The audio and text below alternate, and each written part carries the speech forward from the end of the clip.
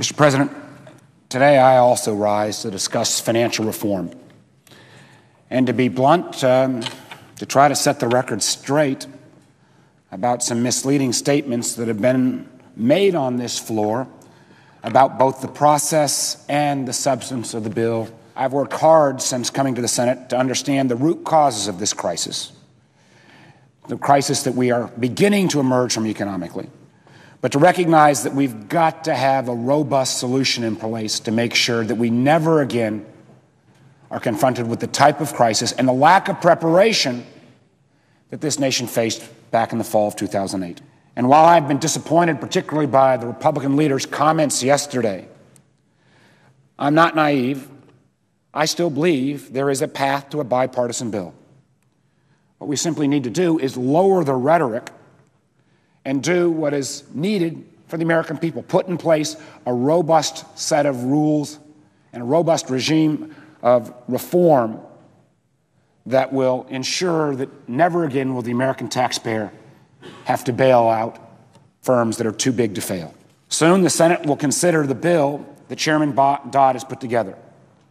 And while there are bits and pieces that different folks will disagree with, this is a strong bill that vastly improves regulation and structure of our financial markets. One part of the bill that Senator Corker and I have been particularly engaged in is on systemic risk in ending the notion of too big to fail.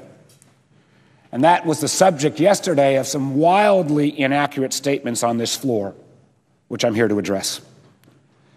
I have to admit that I'm deeply invested in this section, and that investment comes in no small part because of the months of work that Senator Corker and I put into this area.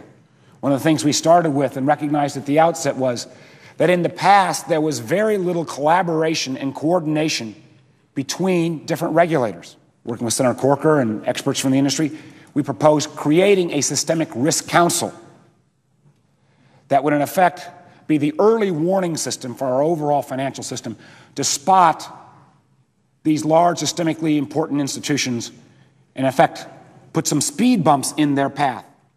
We believe these speed bumps, while they may not prevent any future crisis, will be huge impediments to these large systemically risky institutions taking undue risk and outrageous actions. The resolution process that was put in the Dodd bill, no rational management team would ever elect to choose, because resolution will not lead to conservatorship. Resolution will lead to receivership and extermination of the firm. The firm's common share equity will be wiped out. The firm's management will be wiped out. Resolution will never be chosen as a preferred route. Bankruptcy will be the preferred route.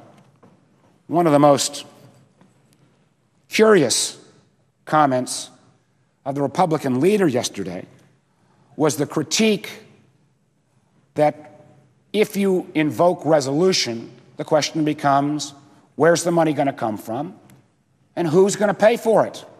But what I find curious is no one in the financial sector that we have spoken to thinks this dollar amount is a bailout fund.